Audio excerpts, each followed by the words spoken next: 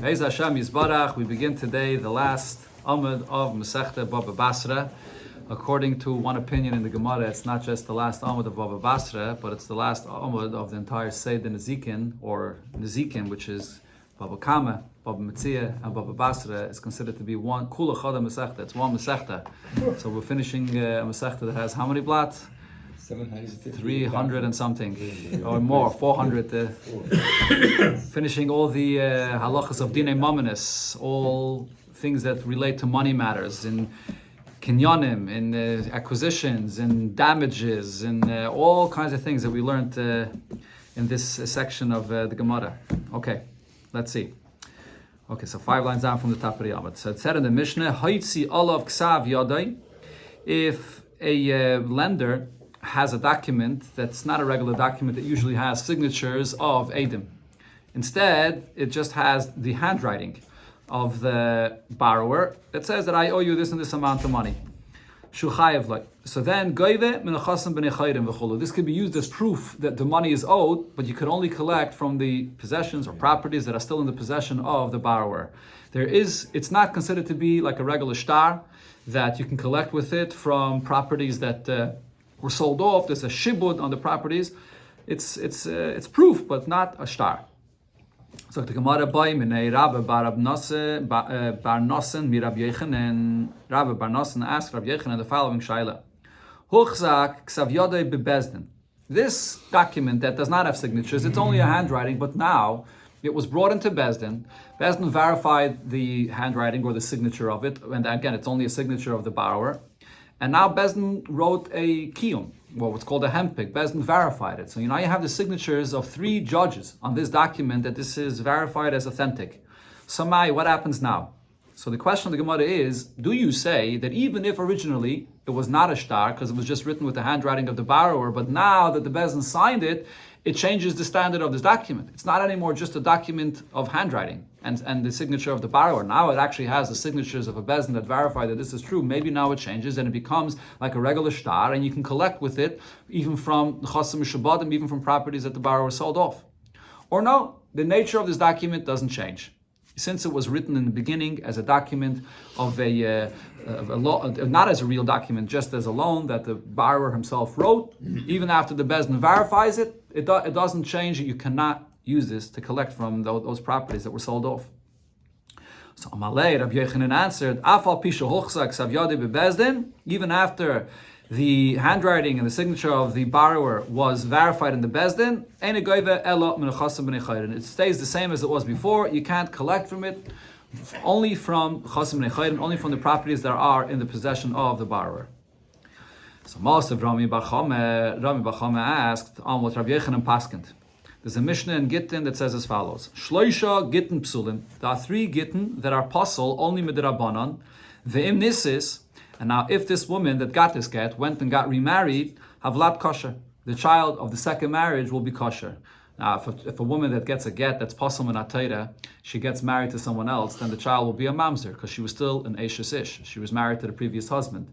Usually, actually, the halacha is that even a get that's pasul only midrabanan, but Chachamim said that if you don't follow the way they said a get should be made, and she went and got married to someone else, the child that she has from the second marriage will also be a mamzer midrabanan. But these 3 cases is an exception. Here, if it's only possible with the Rabbanan, and if she gets married to someone else, the child born will be kosher. Ve'elahein, these are the 3 psulin. The first is Kosav Biksav Yodai. If the husband wrote the get himself with his handwriting, Ve'in olavedim, no signature signed on this document, on this get. That's one case. Well, according to the Rashbam, we're talking about a case where there's no signatures on it, but when he handed it over to his wife, there were Eidei Mesira. There were witnesses present when he gave it over to his wife. But there's no signatures in the shtar itself. Another case, Yeshal Avedim. The get has witnesses, but Ve'im Beizman. There's no date. This is another thing Chachamim instituted, that a get must have a date. The Gemara in Gittin discusses 2 reasons why a get must have a date. Or a third case, Yesh Beizman. It has a date. Ve'im Be'elo Eid Echad. And it has in it 1 witness signed in it. And the Gemara in Gittin discusses this last case, when it has 1 witness signed.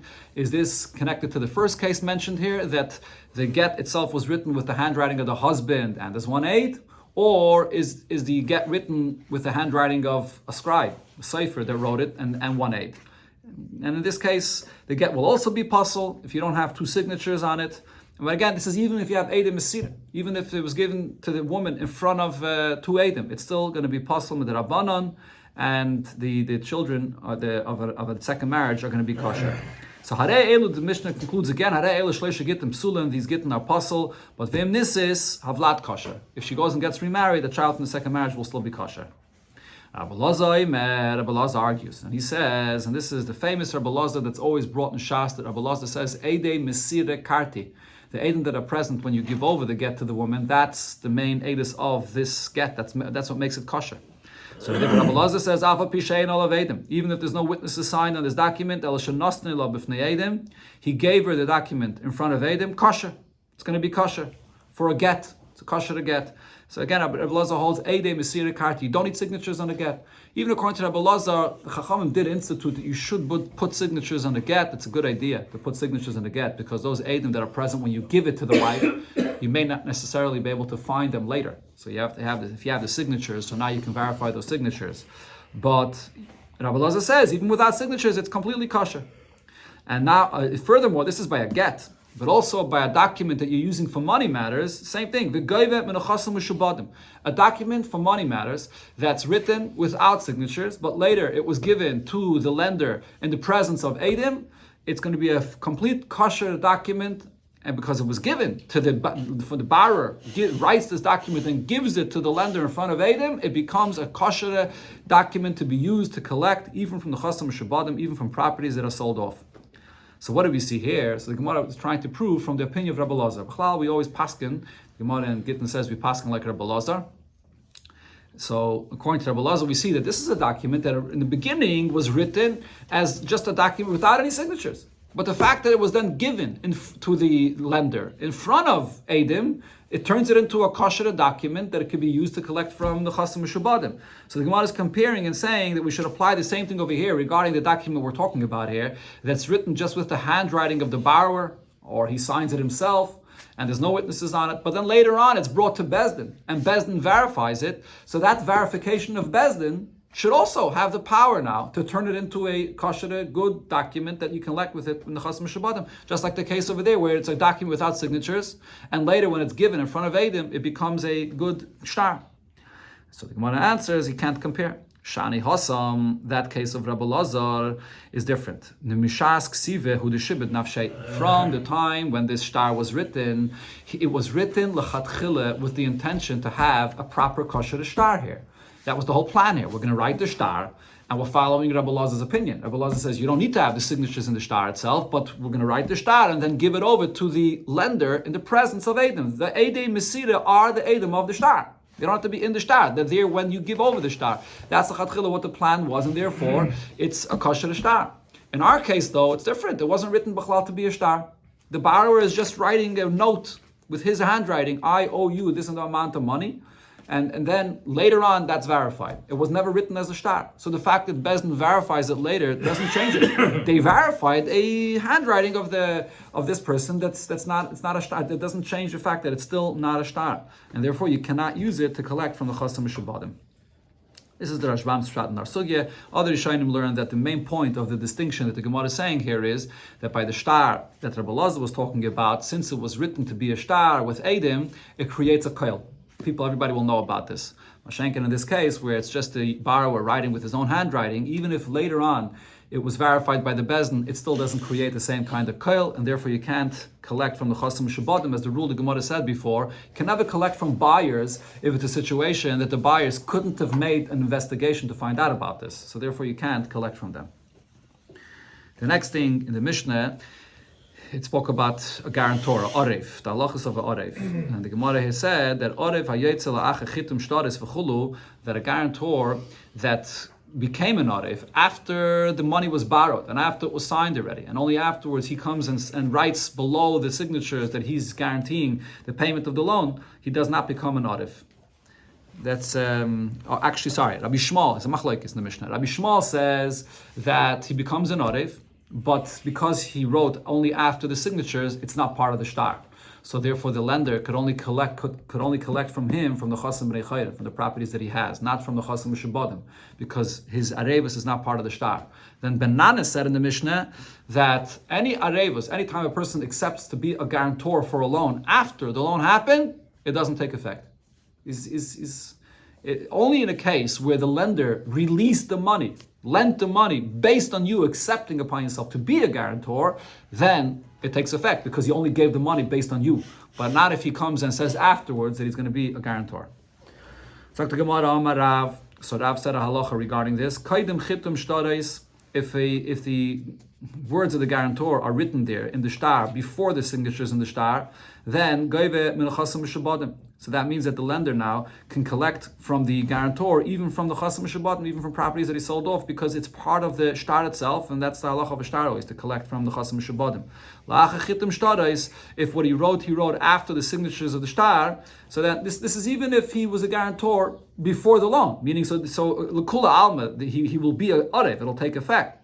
But in the shtar, though, it was written after the signatures, then goyve min chasim b'nei chayrim. So it's not part of the shtar, and therefore the lender could only collect from the chasim b'nei chayrim that are in possession of the arev.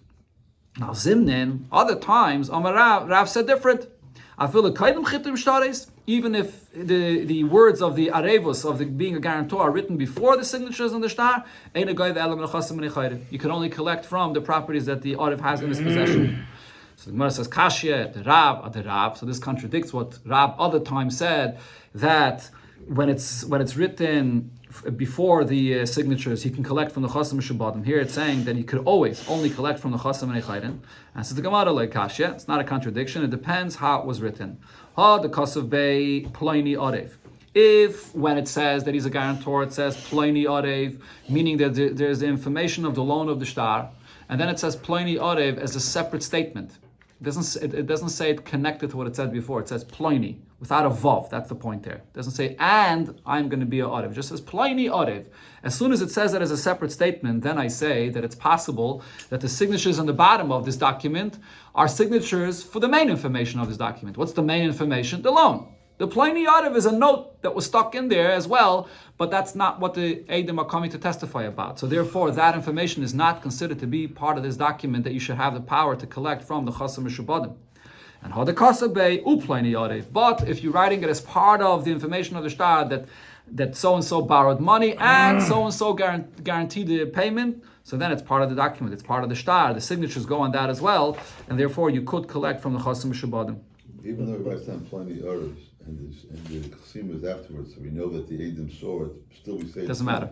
Yeah, we still say that the Eidim saw it, but that's not what they're signing about. They're signing about the main loan that happened here. But if it's uplaini, so then it's written in such a way that it's part of the story itself that's written here. It's part of the whole loan, and then you could collect from the Chasim Shabadim. So the Arav is putting it down after the fact. So what possibly can the Arav deny?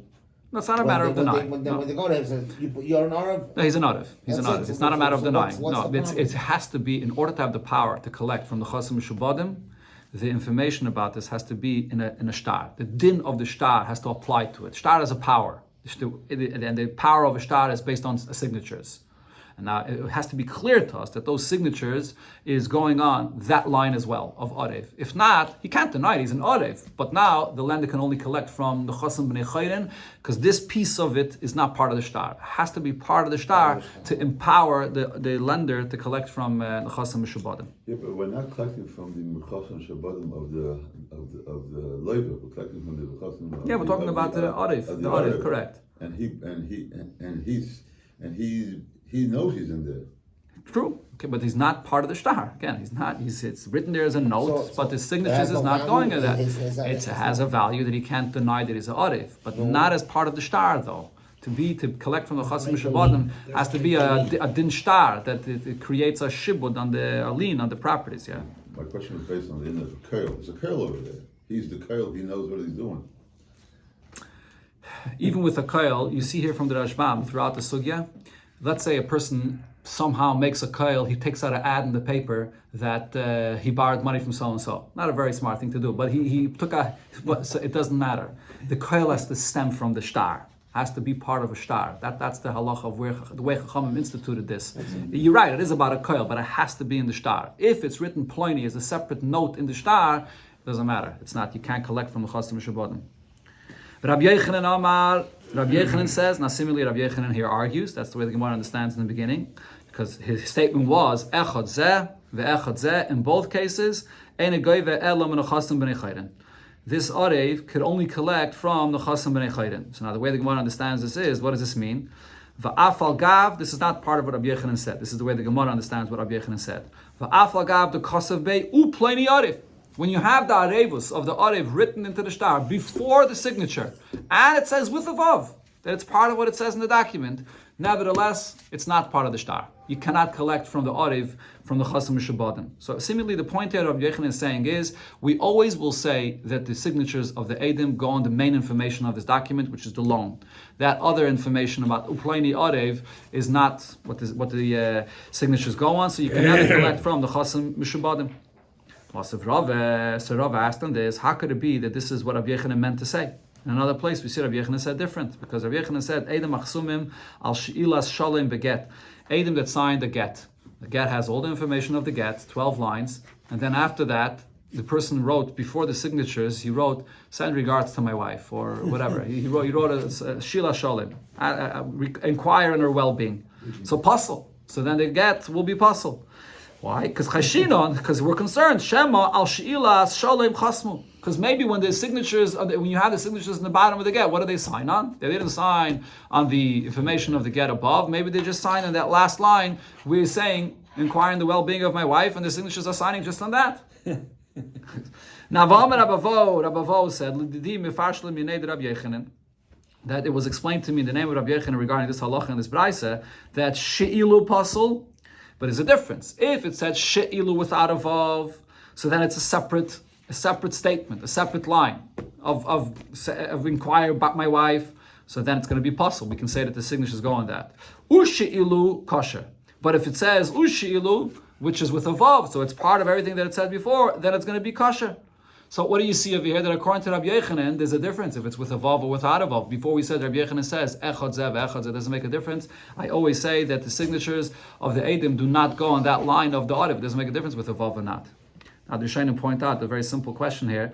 Before we said that that according to Rabbi Yechanan, when we say that the signatures are not going on everything in the star, we'll say that the signatures go only on the loan. And that line of the arev, the signatures weren't signing of that. Here by the get, we're actually saying the opposite. That when you write that one line at the bottom of the get, send regards to my wife, we're going to say that the signatures go only on that, and not on the rest of the entire get. Why over here is it flipped around? There's other pshatim in the Rishonim in this Gemara, but this is the way that Rashbam learns. So over here, it's reversed from before. So one of the pshatim it says, the Taisus Sarash says is, our concern is, a person that's giving a get to his wife and writing all the information of the get, and then at the bottom he writes, inquire about her well-being. We're concerned that maybe that line itself shows that he's trying to hint that he's really having charata of divorcing his wife. He's saying, inquire on her well-being. He's divorcing her now. And then he says, shalu shleim ishti, inquire how she's doing. That's why we're concerned to say that maybe the Edom are signing on the last line that he really doesn't intend to divorce her. That's why here the Gemara reverses it. But the point remains the same. We have a contradiction here in Rabbi Yechanan's opinion that here he says that there's a distinction whether it's with a vav or not. And before, seemingly he said, echad zav means that there's no distinction. So the Gemara answers, no, the hachanami here as well, the kasav pliny odev. When Rabbi Yechanan said that that the star is going to be possible, it's only without a vav. Pliny. But with a vav, Rabbi Yechanan would agree to what Rav said, that the get would be kosher. That the arevus, that the arevus is part of the star. Okay, now, so in other words, according to what the Gemara is saying now, when Rabbi Yechanan said before echad zeh, he didn't mean to say whether with a vav, whether without a vav. What he meant to say is whether the line of the arevus is written after the signature, whether it's written before the signature, you can't collect from the chasam mishabadim. Because even when it's written before the signature, it was written without a vav. But with a vav, like Rabbi Yechanan just said, with a vav, it's part of the whole story. So then it's part of the shtar. You can collect from the chasim mishubadim. So the Gemara says, Yihachi hainu de Rav. If so, what Rabbi Yechanan is saying is identical to what Rav said. So the Gemara says, you're right. Eime, v'chein amar Rabbi Yechanan. Rabbi Yechanan did not argue. Rabbi Yechanan Taka said the exact same thing as Rav. Going back to the Mishnah, so the Mishnah said, Maisa Balafne Rabbi Shmuel v'chulu. So there was a case that came in front of Rabbi Shmuel when there was a revus, the guarantor took upon himself to be the guarantor after the loan. And what did Rabbi Shmuel say? That even if that happened after the loan and it was written and added to the document afterwards, he becomes an arev, but he could only collect from the chasam b'nei chayrin. Benanis, as I mentioned before, Benanis argues and says that no, in such a case, after the loan, you can't become a guarantor, you can't collect at all. So Rabbi Yechanan, Alpha P Shekilis Rabbi Shmuel as Benanis, even though the Mishnah goes on to say that Rabbi Shmuel praised Benanis, that Benanis understood the svara of this Inyan, that you can't become a guarantor after the loan because the lender did not release the money just because you asked him to, because you're a guarantor, so therefore does not take effect. So he praised what he said, and he said that Haretze, one that wants to learn, one that wants to be smart, should learn Dinei Mamanis, and should go learn from Benanis. So he praised him. Halacha Kamaisa, but nevertheless, the halacha is still like Rabbi Shmuel and not like Benanis. Okay, but from the continuation of the Gemara and from the siyum of the Gemara, we're not going to learn all the way to the siyum and the end today. But from the siyum of the Gemara, it comes out that the halacha is like Benanis. Okay, let's. We're not going to learn all the way till the end, but just let's learn a little bit more here. So the Gemara says, "Yiboyeluhu." The Shaila was asked about this. B'chanuk mali ama Rabbi Shmuel. What does Rabbi Shmuel hold by the case of Chanuk? In the Mishnah, it said that when Benanis explained his opinion, Benanis said that a guarantor that comes after the loan, it's too late. We don't take his word seriously. The loan is not based on him, so therefore he does not become a guarantor. So Benanis said, what happens if you have a person that's in the street and the one person is strangling his friend because he wants him to pay his loan? And someone comes and says, stop, I'll pay, I guarantee to pay. So Benanis says that's not considered to be a serious guarantor because you're just trying to save your friend. So too, anytime you come to guarantee after the loan happened, it's not a guarantor at all. So the Gemara now asks, Rabbi Shmuel never spoke about that case clearly, when someone's strangling his friend in the street and you come and say you want to be a guarantor. What would Rabbi Shmuel hold about such a case? The lender was willing to lend them the money to the borrower, even if the guarantor would show up. Mitamoli showed up, according to what you're saying now. It's happening later on. Right now, the lender is strangling the borrower in the street, and the guarantor comes up over here and says, leave him alone, I'll pay. So the Rashbam says the Gemara Shaila is, on one hand, there's room to say that because this person's life is in danger, so when you say that you're guaranteeing to pay, you're saying it with the full seriousness because you really want to save him. On the other hand, you could say that no, not necessarily. You just want to have him let go. And then afterwards you're going to say, I'm not paying you this loan.